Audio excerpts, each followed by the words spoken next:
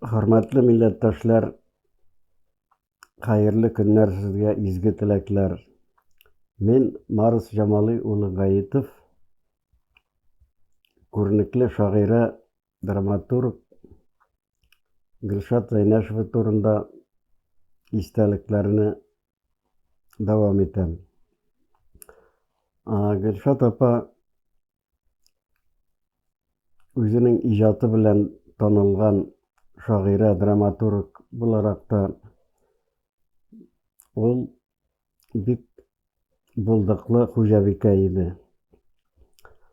Казанның Васильева бистәсе янында, Идел буенда бик матур бакча булдырды. Анда җәйге йорт салдырды. Ул анда хуш исле, матур чәчәкләр үстерә иде. Җиләк, җимеш агачлары, яшелчә үстерә иде. Ул бакчада мин дә еш була идем. Чөнки әле үземнең бакчам юк иде. Менә бер көнне без Илһам Шакиров белән анда булдык. Анда ял иттек һәм шунда кунып, кичләрен озак сөйләшеп ятып, икенче көнне Казанга кайттык. Анда Гөлшат апаның балалары, оныклары килеп ял итәләр иде. Мин баргач анда әзрәк ярдәм итә идем, агачларны кисеп, кирәкле җирендә һәм башка шундый ярдәмнәрем булды Гөлшат апага.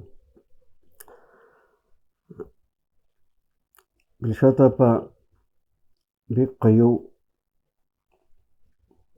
кеше иде. Ул 55 яшендә автомобиль сатып алып, аны йөртергә өйрәнде. 70 яшендә компьютерны үзләштерде. Компьютерда үзенең әсәрләрен басып, язып чыгара иде. Журналистлар Гөлшат апа янына килеп, әңгәмә үткәрәләр, интервью алалар. Менә бер журналист аңа сорау бирә.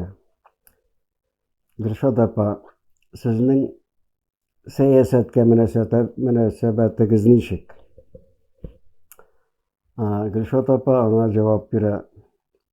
Гөлшат апа ул кайбер кып-кызыл коммунизм әкиятенә ышанган язучылар, шагыйрьләр кебек Сталинны мактап язмады, КПССны мактап язмады.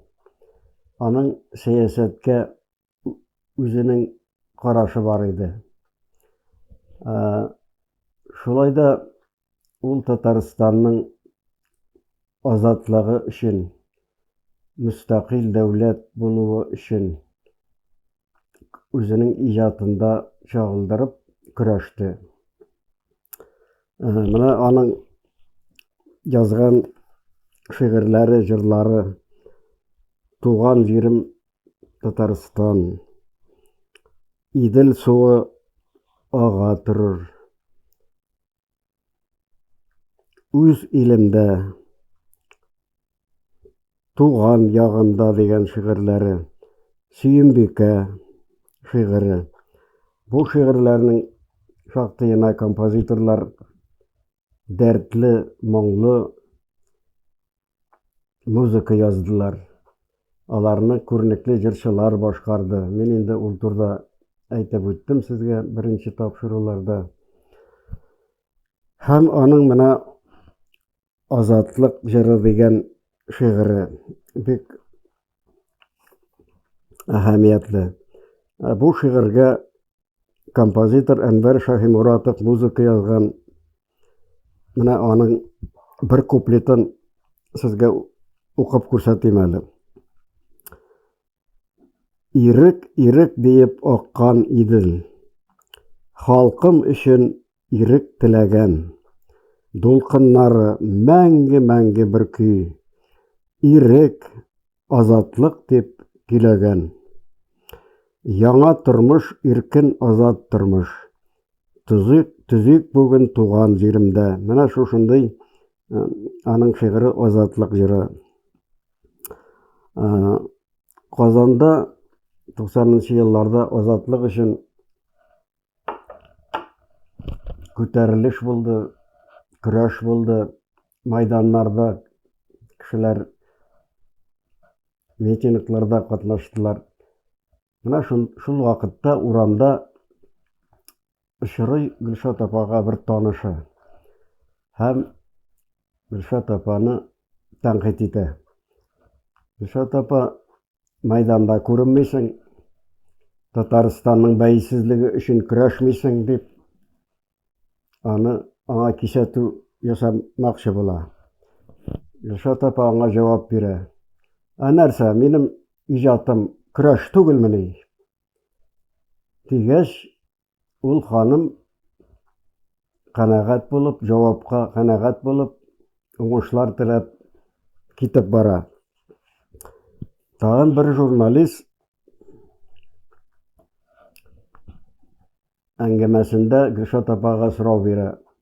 Гөлшат апа, сез диндар кешеме? Гөлшат апа әйтә җавабында: Юк, мин дини кеше түгел.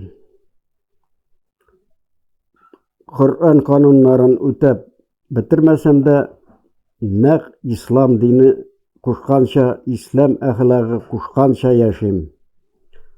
Кеше хакына кермим, кеше хезмәтеннән файдаланмыйм, харам ризык ашамыйм, гайбәт сөйләмим, олыны олы, кешене кеше итеп, мәрхәмәтле, шәфкатьле булырга, беркемне дә рәнҗетмәскә тырышам.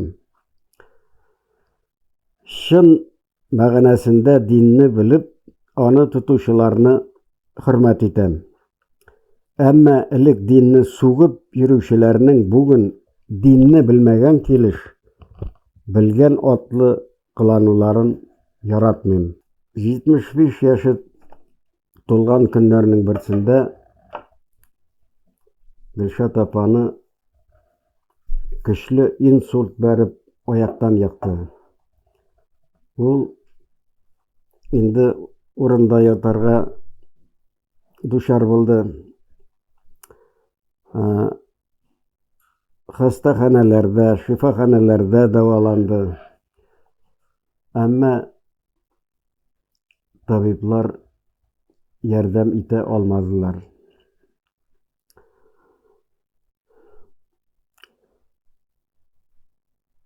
Ул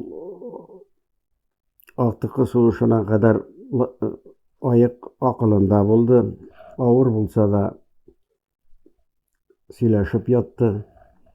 Аның яныннан балалары, туганнары, якын дуслары üzülмәде. Кизү тордылар. Без дә хатыным Венера белән еш барып, Гөлшат апаның хәлен белеп, аңа ярдәм итеп кайта идек. Аның бер туган көнендә язучылар берлеге идарәсе рәисе Фуат Галимуллин һәм берничә язучы аның янына килеп, аны тәбрикләп, чәчәк букетлары бүләк итеп китәләр. Әмма язмыш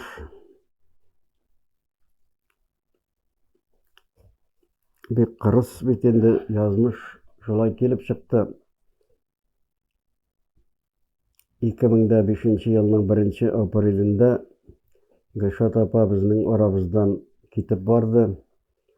Ул көнне Иртүк Татарстан радиосы аның популяр җыры Китмә сандугачны җырын тапшырып, халыкка бу кайгылы хәбәрне җиткерде.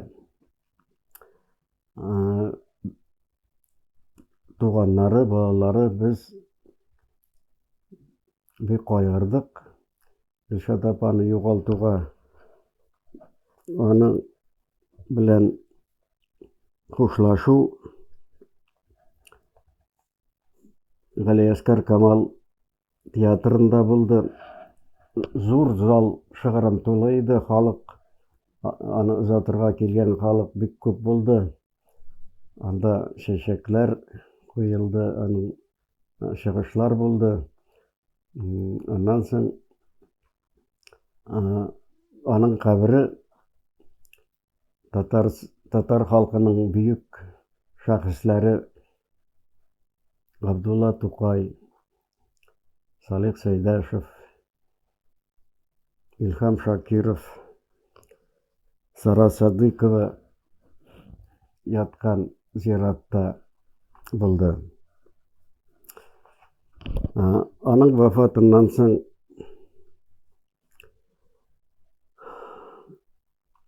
Татарстан матбугатында татар һәм рус телләрендә Мәрсия кайгынымы некрологлар басылып чыкты. Менә бу Мәрсияның йомгаклау өлешендә былай язылган: күңелгә якын үзенчәлекле әсәрләре, моңлы җырлары белән күпләрнең олуг мәхәббәтен казанган Гөлшат Хисам кызы Зәйнәшеваның якты истәлеге киләчәк буыннарның да хәтерендә яшәр. Халкыбыз үзенең олы җанлы, игелекле, тынгысыз, һәркемгә игътибарлы һәм ихтирамлы булган талантлы кызын мәңге онытмас. Менә бу Мәрсияне Татарстанның җитәкчеләре президент Минтимер Шәймиев, Рөстәм Миңнеханов, Фарит Мөхәммәтшин һәм тагын 20 бик күренекле, абруйлы затлар, сәнгатькәрләр имзалаган. Кадерле Гөлшат апабыз арабыздан үзе китте, әмма аның җәүһәрләргә әйләнгән йөзләрчә популяр җырлары калды. Гөлшат Зәйнәшеваның якты истәлеген мәңгеләштерү юнәлешендә бик күп гамәли адымнар ясалды. Тууына 80 ел булгач, Татарстанның Минзәлә, Тукай, Сарман, Алабуга районнарында Гөлшат Зәйнәшева иҗатына багышланган «Дулкыннар» дип аталган республика күләм фестиваль шаулап үтте. Казан Федераль университетының Чаллыдагы педагогика институтында шагыйрә иҗатына багышланган бик җылы, бик матур җыен булды. Анда студентлар, институт укытучылары катнашты. Мин дә булдым һәм анда студентлар Гөлшат Зәйнәшеваның шигырьләрен сөйләделәр, җырларын башкардылар. Бу кичәне, бу җыенны Гөлшат Зәйнәшева турында диссертация язып яклаган, анда кафедра мөдире булып эшләүче, үзе дә җырчы Дания Сибгатуллина Ниматҗанова оештырган иде. Анда Гөлшат апа белән нәшриятта бергә эшләгән, бер вакытта эшләгән журналист Хәмид ага Мөхәммәтшин үзенең истәлекләрен сөйләде Гөлшат апа турында. Мин дә чыгыш ясадым. Гөлшат апаның иҗатын, тормыш юлы турында хатирәләрем белән уртаклаштым. Гөлшат Зәйнәшеваның бала чагы, үсмер еллары үткән Минзәлә районы Югары Тәкермән авылына керә торган юл чатында аның шигыреннән алынган өзек белән язылган стела тора. Тәкермән авылында, Хуҗамәт авылында мәктәпләрнең диварларына истәлек такталары эленгән. Тәкермән авылында бер урамга Гөлшат Зайнашева исеме бирелгән. Мәдәният йорты аның исемен йөртә. Ул авылда музей бар. Ул музейда шушы җирлектән чыккан 3 шагыйрь турында экспонатлар куелган. Шул авылда туган Март Шабаев, шул авылда үскән Гөлшат Зайнашева, аннан соң Габделхай Сабитов. Шул 3 шагыйрьгә багышланган музей эшли. Гөлшат Зайнашева укыган мәктәпләрдә Минзәлә педагогика көллиятендә, Минзәлә музейында аңа багышланган экспозициялар бар. Казан шәһәренең Мәүлүтов урамында Сандугач исемле китапханәдә Гөлшат Зайнашева музей бүлмәсе 2006 елда ачылган иде. Ул хәзердә бик матур гөрләп эшли. Аны бик күп туристлар, студентлар кіріп карыйлар. Казанда бер яңа урамга Гөлшат Зайнашева исеме бирелде 2011 елда. Гөлзада һәм Файзрахман Камаллар Файыз кино студиясы 2013 елда шагыйрәнең тормыш юлы һәм иҗаты турында документаль телевизион фильм төшерделәр. Ул фильмда сәнгатькәрләр чыгыш ясап, истәлекләр белән уртаклаштылар. Мин үзем дә сөйләдем.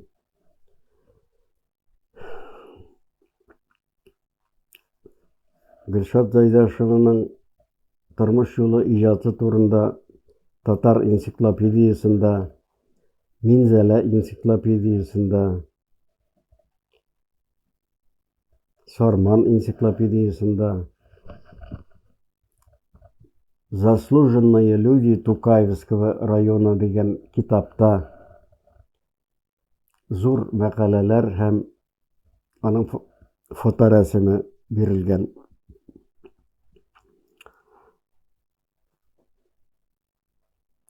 Үзе вафат булганнан соң 2006 елда аның сайлама әсәрләре дөнья күрде. Ул милли китапхана үткәргән конкурста иң күп укыла торган китап исемен алып приз алды. 2018 елда Гөлшат апаның бөтен әсәрләре тупланган, хатирәләр тупланган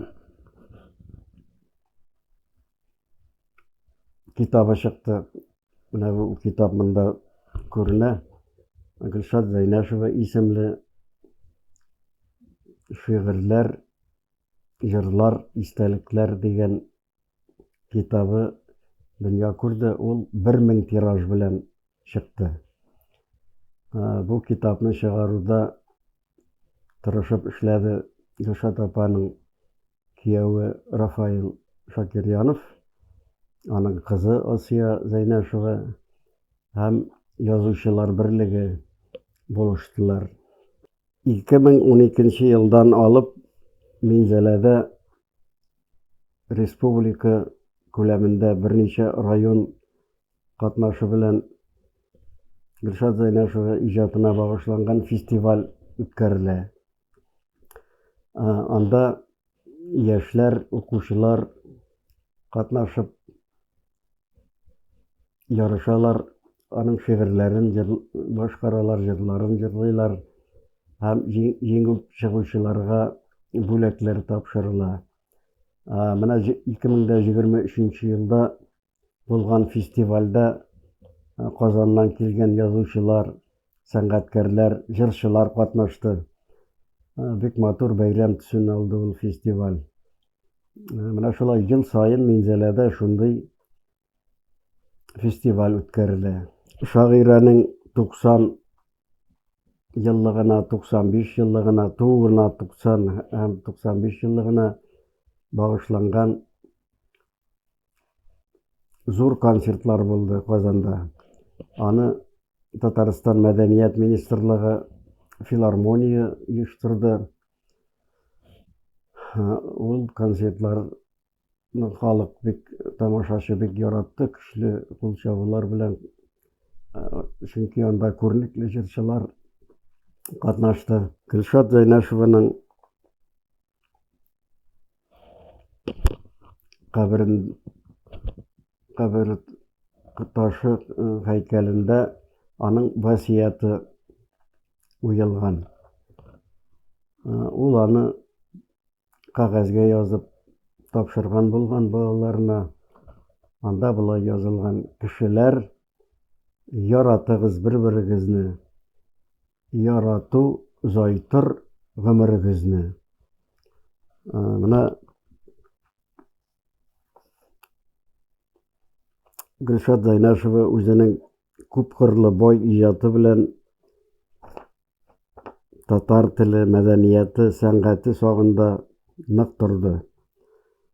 Милләтебез һәм тарих алдында Гөлшат Зәйнәшеваның йөзе ак, вөҗданы пак булды. Язмышы яралы булса да, ул дөнья ямен, яшәү кадерен белеп, тормышка гашыйк булып гомер итте. Тормыш аны төрлечә кайчакта аяусыз сынады, әмма ул бөгелмәде, сынмады, малга, байлыкка кызыкмады. Аның байлыгы, табигать биргән мул таланты, сәламәтлеге, гаиләсе, дуслары, халык мәхәббәте булды. Ул бәхетле иде. Хөрмәтле тамашачылар, минем бу тапшырулар шушының белән тәмам. Әгәр дә сезгә ошаса яки кемчелекләре булса, хәбәр итегез, язып җибәрегез. Лайк дигән төймәгә басыгыз, каналга язылыгыз. Сау, сәламәт булыгыз. Уңышлар сезгә.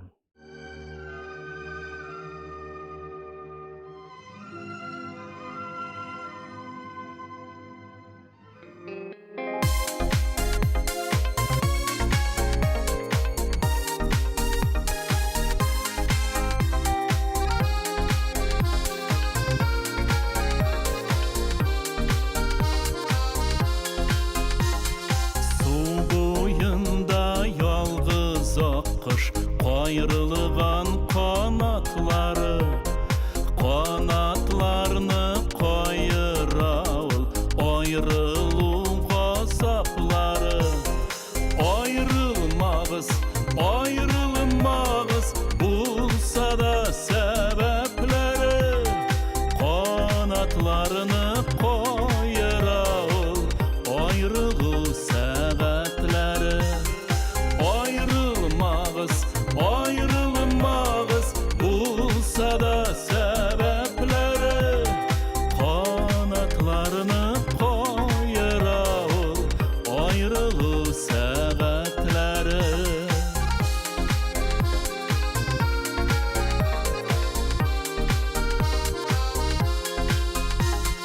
Yat kışını par etmi akış, yalgız kanat kopsa da bizde birge bulalmabız, sular ürge vaksa da. Yalgız akış kürgeni sayın, üsüle bəğirlerim. Nigesin birge şaklarının, bilmiyiz kaderlerin. Yalgız akış kürgeni sayın,